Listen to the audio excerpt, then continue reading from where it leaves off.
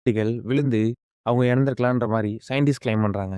இதுலயும் எல்லாரையும் ஆச்சரியப்படுத்துற மாரி ஒரு தியரி இருக்கு. அதுதான் இந்த தியரி. இங்க இறந்து கிடக்கிறவங்க எல்லாமே சபிக்கப்பட்டவங்க. எல்லாரும் சாபத்தினாலயும் அதிலிருந்து விடுபட முடியாம வேற இடத்துல இருந்து இங்க புலம்பெயர்ந்து வந்திருக்காங்க. இப்படி வந்தவங்க இந்த சாபத்தினால இறந்து போயிருக்காங்கன்னு ஒரு பக்கத்துல இருந்து சொல்றாங்க. இத நிரூபிக்க ஆதாரம் இருக்கான்னு கேட்டா இருக்கு. அங்க இருந்த எலும்புக்கூடுகள ரிசர்ச் பண்ணி பார்க்கும்போது, அது எதுவுமே ஒரு நிலப்பரப்ப சேர்ந்தது இல்ல. சவுத் ஏசியால இருந்தும், ஈஸ்டர்ன் மிட்டெரைன்ஸ்ல இருந்தும் பல அடையாளங்கள் அந்த எலும்புக்கூடுகள்ல கிடைச்சிருக்கு. அப்படி இருக்கும்போது, இந்த ரூப்கவுன் லேக் நமக்கு பல மர்ம கேள்விகளை எழுப்புது. கேள்வி நம்பர் 1 1000 வருஷத்துக்கு முன்னாடி இங்க என்னதான் நடந்துச்சு? கேள்வி நம்பர் 2 இத்தன பேர் ஒரே இடத்துக்கு எப்படி இந்த நேரத்துக்கு வந்தாங்க? அப்படி வந்தவங்க எல்லாம் எப்படி ஒரே நேரத்துல இறந்து போனாங்க? அதே சமயம் அங்க வந்தவங்க எல்லாருமே ஒரே நிலப்பரப்ப சார்ந்தவங்க இல்ல. எல்லாம் வெவ்வேறு திசையில இருந்து அந்த இடத்த நோக்கி வந்திருக்காங்க. ஆனா அது எதுக்காக வந்தாங்கன்றது தெரியல. இன்னும் முக்கியமான ஒரு கேள்வி, இந்த மாரி ஒரு ஆபத்தான இடத்துக்கு எதுக்கு சின்ன குழந்தைங்கள கூட்டி வந்தாங்க? இந்த மாரி பல கேள்விகளுக்கு பதில் தெரியாத மர்மமா தான்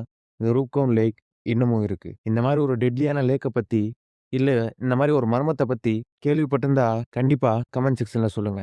அப்படி இல்லன்னா, இத இப்ப தான் நான் புதுசா தெரிஞ்சுக்கிறேன்னா, நம்ம சேனல லைக் பண்ணிட்டு சப்போர்ட் பண்ணுங்க. இதுல இன்னும் சிரிக்கக்கூடிய விஷயம் ஒண்ணு இருக்கு. அது என்னன்னா, இந்த லேக்கோட இன்னொரு பேரு த பியூட்டி லேக்காம். கேட்கவே வேடிக்கையா இருக்குல்ல. ஆயிரக்கணக்கான எலும்புக்கூடு